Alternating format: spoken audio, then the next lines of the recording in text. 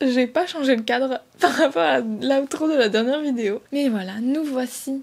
Donc toujours le 28 octobre. Ce mois-ci donc, c'est le mois de Peachtober. Peachtober, c'est une liste parmi tant d'autres des challenges d'octobre qui s'appellent maintenant un peu genre Arttober, mais peut-être le plus connu c'est Inktober si vous connaissez. Et donc j'ai une liste comme ça de plein de mots et je dois peindre une illustration pour chaque mot. Et c'est énormément de travail. D'habitude, j'essaye d'avoir un jour d'avance. Donc, par exemple, aujourd'hui, je devrais peindre celui de demain, sauf que j'ai plus de jours d'avance. Donc, je suis au jour le jour en ce moment. Aujourd'hui, je dois peindre Pony, donc un poney. Ça m'inspire pas du tout, un poney. Mais bon, j'ai trouvé une idée un peu trop ambitieuse à mon goût. Genre, je pourrais pas la finir ce matin, alors que j'essaye normalement de peindre le matin. Et des fois, quand j'ai deux peintures, peindre une le matin, une l'après-midi. Là, je vais commencer, mais genre, c'est trop complexe. Je vais pas y arriver en 1 heure. Et j'ai faim en plus. Voilà, donc ce vlog, ce sera surtout la fin de Peachtober, donc de la peinture, et puis du blabla aussi, parce que comme je vais peindre, j'aurai le temps de faire plein de voix off, je pense. Donc ça va être cool. J'espère que ça va vous plaire. Je suis désolée de pas avoir filmé plus que ça, mais en vrai, comme c'est la dernière semaine, j'ai un peu eu le temps à la réflexion, et j'ai plein de trucs à partager. Surtout par rapport à genre la comparaison. C'était un peu mon problème ce mois-ci. Comparaison, organisation. C'était les problématiques. Bon. Bah je vais commencer à peindre. Bienvenue encore.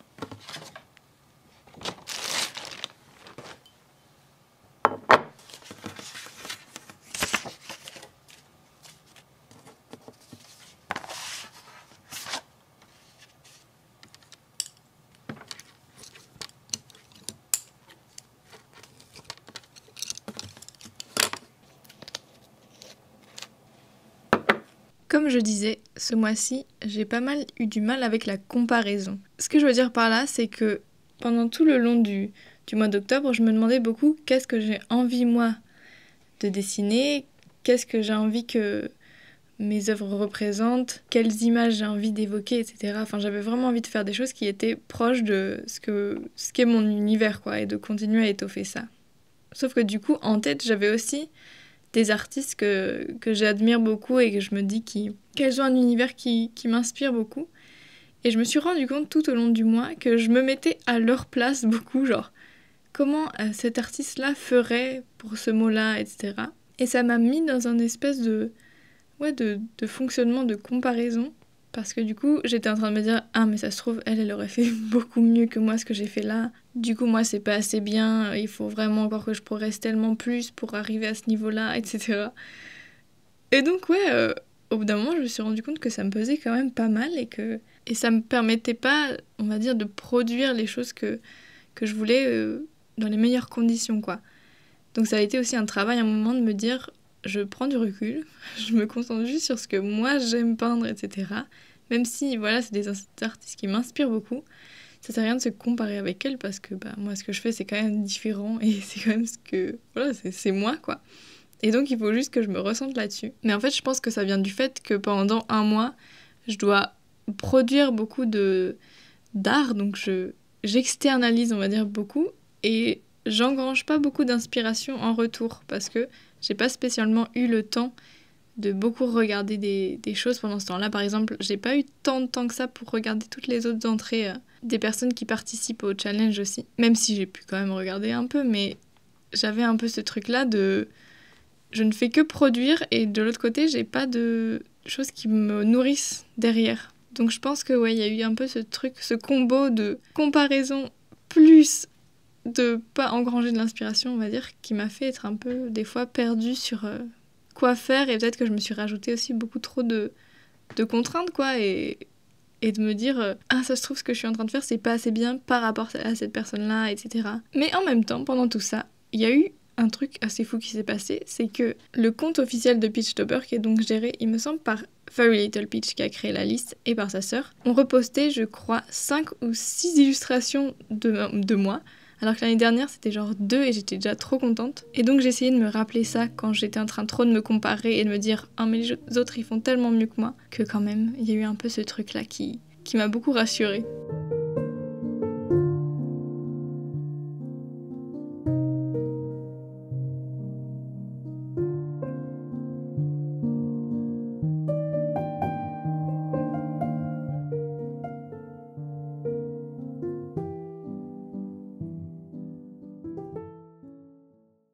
on est le lendemain. Et qui dit le lendemain dit une nouvelle peinture. Donc j'ai déjà transféré le croquis sur ma feuille.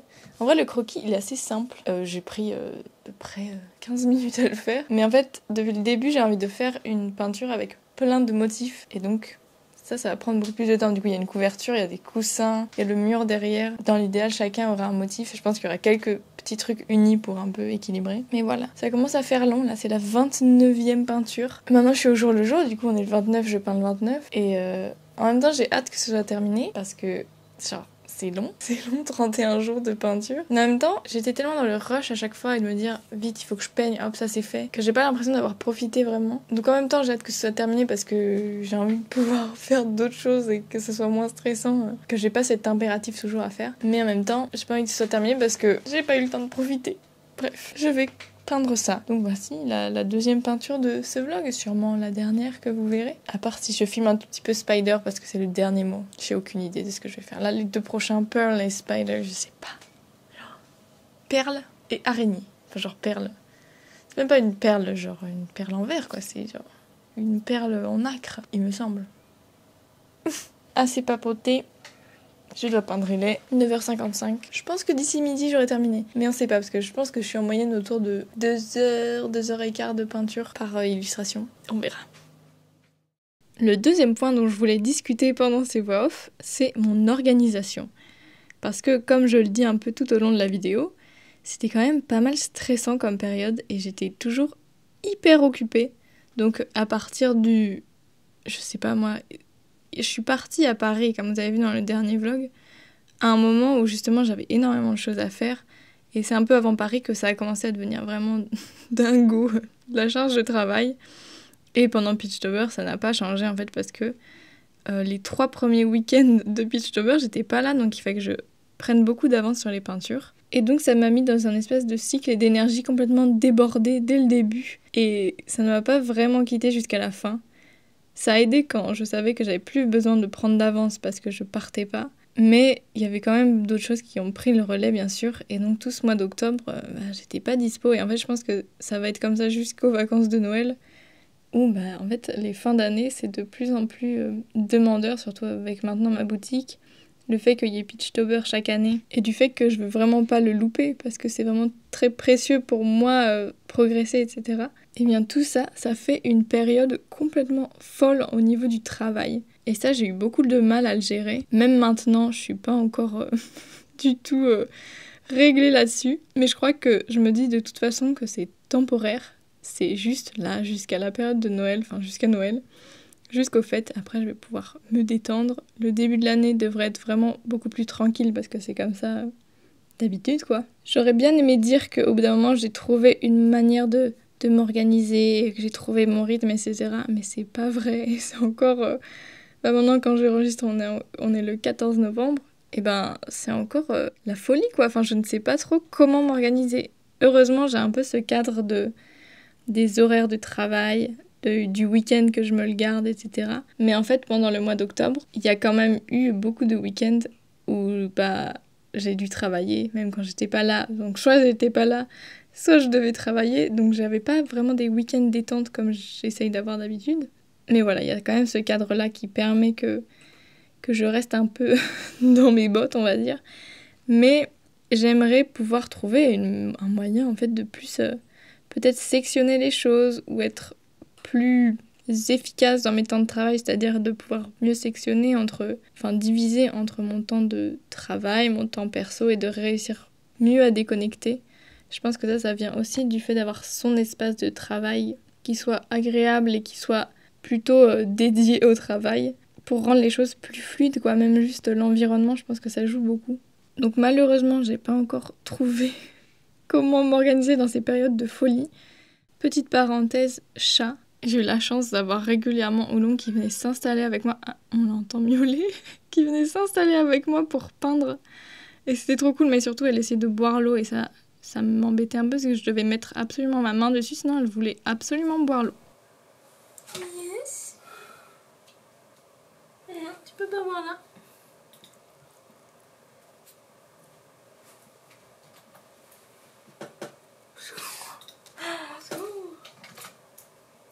Tu t'installes? Bref, j'aurais bien aimé avoir une méthode maintenant d'organisation, je crois que j'ai déjà dit ça. Et même, j'adorerais pouvoir peindre comme ça plus souvent, quoi. Je sais pas, moi, de faire au moins une peinture par semaine. Ça fait déjà quelques temps que je me dis que ce serait vraiment génial. Et ouais, d'essayer de me forcer aussi à caser ça dans mon emploi du temps toutes les semaines, ce serait génial. En dehors de l'organisation, ce qui m'a pas trop aidé aussi, je pense, c'est que je me suis beaucoup mis la pression ce mois-ci. Parce que je savais que derrière, il y allait avoir les illustrations à mettre sur ma boutique, des originaux à vendre éventuellement. Et donc, ça m'a un peu mis la pression de me dire chaque pièce doit avoir le plus de chances possible d'être vraiment belle et me plaire beaucoup, parce que derrière il y a un peu ce truc là, je prends un mois à peindre et à mettre tous mes autres projets de côté, mais après il faut que ça puisse me servir pour ma boutique concrètement et me tirer un revenu derrière. Donc ça fait que je me suis beaucoup plus mis la pression que d'autres années. Je crois que ça va crescendo niveau pression, donc peut-être il y aura une année qui sera bascule et enfin, je trouverai un moyen de vraiment plus m'amuser, même si ça reste un challenge que j'aime beaucoup faire. Mais c'était quand même pas mal la question ce mois-ci.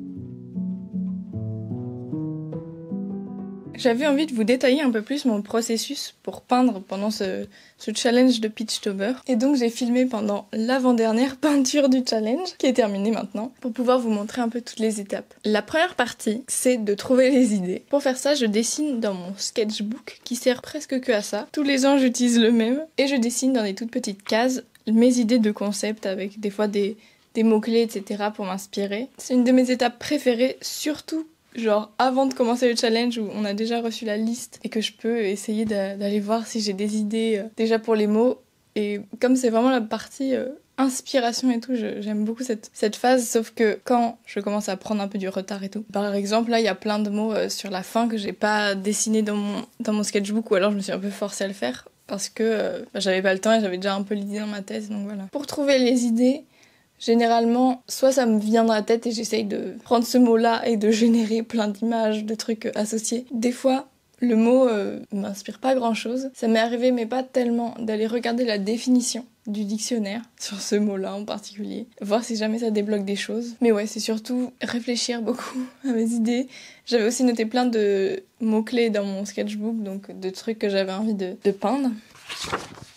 Par exemple, j'ai écrit fruits, jolis costumes, animaux, balades, cosy, motifs, création manuelle, maisonnette. Et donc des fois quand j'avais pas d'idée, je retournais à ça et je me disais, bon, est-ce que je peux relier le mot à un de ces thèmes-là? Quand ça s'est fait, je crée mon tableau Pinterest avec plein de photos de référence. Donc vraiment, je cherche les mots sur Pinterest et j'essaie de faire ça.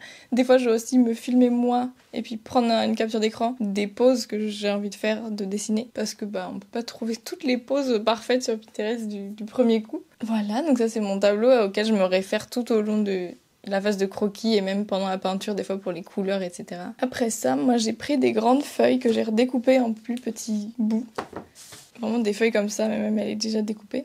Et j'en faisais des carrés de la taille de mes illustrations. De là, je fais un premier croquis au crayon jaune et ensuite je fais les lignes définitives au crayon gris, au crayon à papier. Le mieux c'est en vrai du 2 ou 4B, ça c'est bien gras. Et ensuite j'utilise ma tablette lumineuse pour décalquer le croquis sur mon papier final. Je pense pas que c'est la manière la plus extra pro, super talentueuse personne, parce que je pense que le truc un peu accepté c'est de faire son croquis dessus et de peindre après. Sauf que moi déjà j'ai pas tellement eu le temps pendant Pitchtober de faire faire ça. Et surtout, je suis pas hyper à l'aise dans la partie dessin, c'est pas ultra fluide pour moi. Donc je pourrais pas le faire directement sur le papier, parce que là, quand on voit mes croquis, les traits jaunes, ils vont dans tous les sens. Et après, au crayon gris, j'arrive à le faire, mais c'est pas pratique. Je dis pas crayon gris habituellement, je dis crayon à papier. Mais là, comme c'est de la couleur grise, ça me... Voilà, donc après j'ai décalqué ça avec un critérium, comme ça j'ai juste les traits qu'il me faut. Et comme ça, quand je peins, c'est assez clean et j'ai pas plein de traits de crayon derrière. Et ensuite je peins, donc moi j'utilise de la gouache. J'ai de la gouache Talens et de la gouache Linel extra fine. Les deux sont très bien, je sais pas s'il y en a une que je préfère par rapport à l'autre. Elles me plaisent bien, je choisis juste en fonction des couleurs en vrai. Et je crois qu'elles sont à peu près pareilles au niveau du prix, donc... J'ai pas de préférence, j'ai les deux. Pendant ce mois-ci, je m'étais pas imposé de faire des fonds à chaque fois, alors que ça m'était déjà arrivé il y a 2 ans, je crois que je voulais faire un fond pour chaque illustration, que ce soit pas juste un truc blanc au milieu. Cette année, j'ai pas vraiment mis de contraintes du tout. Des fois, je me disais, ça fait longtemps que j'ai pas fait de fond, donc je voudrais que j'en fasse un.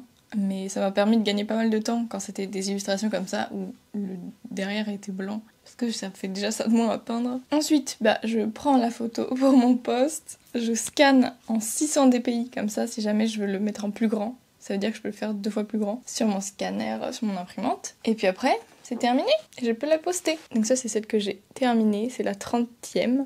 Après ça, il n'y en a qu'une seule autre qui est Spider, que j'ai déjà fini aussi. Que j'aime moins, clairement, mais... je voulais finir sur une bonne note, mais je sais pas. Elle me plaît pas spécialement, alors que j'adorais l'idée, c'est une araignée qui tricote. Mais, je sais pas, l'exécution, je suis pas trop fan. Voilà donc pour mon processus complet de peinture pendant Peachtober. C'est à peu près ça, la même chose. Il y a Oolong qui gratte à la porte. C'est à peu près la même chose pendant que je peins, peu importe quoi. Mais là, en version vraiment accélérée. Et le croquis... Quand je fais des peintures pour mes collections, je les fais sur mon iPad. Comme ça, j'ai plus de contrôle. Et en fait, de faire comme ça sur papier, ça me fait gagner beaucoup de temps. Et surtout que directement, c'est à l'échelle de je sais ce que je vais peindre, quoi. Mais sur mon iPad, ça me permet de faire des choses beaucoup plus propres et mettre plus de détails et tout ça. Voilà. Je pense que je vous retrouverai après pour une petite note de fin de Peachtober, comment je me sens. Bon, ça y est, Peachtober, c'est terminé.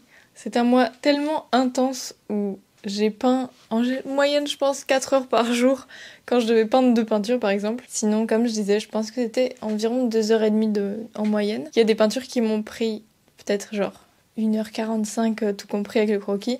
Et il y en a qui ont dû me prendre environ 5 heures, donc ça dépendait vraiment. Ça dépendait aussi des jours de si j'avais le temps de faire autant de détails, si j'avais une idée aussi qui demandait autant de détails et que j'avais vraiment envie de faire. Mais voilà, ça a été super intense. Comme chaque année, je me suis vraiment sentie progresser beaucoup. On me l'a dit aussi. En fait, je crois que ce challenge, même s'il est hyper difficile, tous les ans, je remarque mon progrès et les gens le remarquent aussi. C'est vraiment à cette période-là où je remarque que les gens parlent plus de mon univers, me disent « Ah oui, je me rappelle comment c'était avant, ça a tellement changé, tu t'es tellement améliorée, tout ça. » C'est donc un super apprentissage pour moi parce que c'est super intense. Ça fait que... comme je peins beaucoup, forcément, j'apprends beaucoup et aussi je teste plein de choses nouvelles qui font que voilà, j'apporte des nouveaux éléments à chaque fois dans mes illustrations, dans ma peinture, etc. Maintenant, on est le 14 novembre, le jour où je filme ça, et je suis en train de finaliser les illustrations pour les mettre sur ma boutique. Donc, j'ai peint 31 peintures en octobre, et à l'heure où vous regardez cette vidéo, tout est en ligne. J'ai du coup fait un petit sondage sur Instagram pour savoir quel print j'allais mettre dessus. Je peux vous en montrer 2 qui sont d'ici. Il y en a donc 12, dont un lot. Par exemple, celui-là. Celui-là, c'était le jour 3, je crois.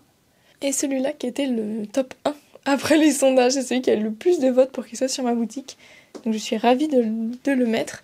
Et ensuite, il y a une grande partie des originaux aussi qui sont à vendre sur ma boutique. Ça, c'est la pile de tous les originaux que j'ai peints. Ça me fait trop bizarre de me dire que un jour, ils seront plus, surtout bientôt, parce qu'il y en a déjà 5 qui sont réservés, qui seront plus tous ensemble, quoi. Cette grande pile. Heureusement, j'ai fait des photos, puisque le jour 32 de Peachtober, c'est genre toutes les pièces ensemble. J'ai un tas immense d'illustrations et il y en a qui vont peut-être trouver une nouvelle maison, peut-être chez vous, je ne sais pas. Tout est sur mon site de toute façon, comme d'habitude. Voilà, ça me fait super plaisir de mettre des nouveautés. Et puis ensuite, il y aura une dernière shop update de l'année pour Noël.